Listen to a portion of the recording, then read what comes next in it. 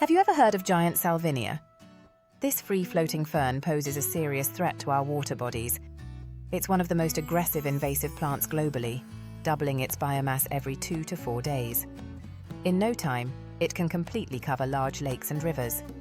Giant Salvinia is easy to identify. It has paired oval leaves that float on the surface. These leaves are bright green, measuring 1 to 15 centimeters, and have a unique egg-beater-shaped texture under magnification.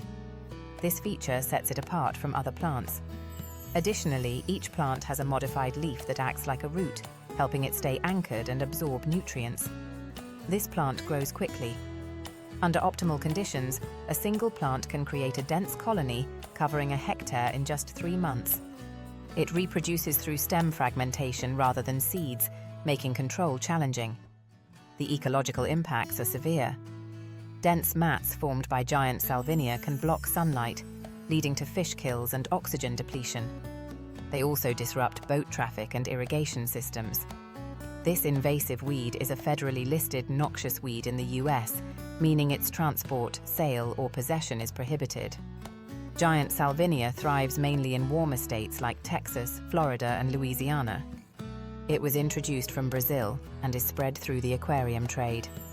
Control measures include using a biological weevil that targets it and specific herbicides, though these require permits.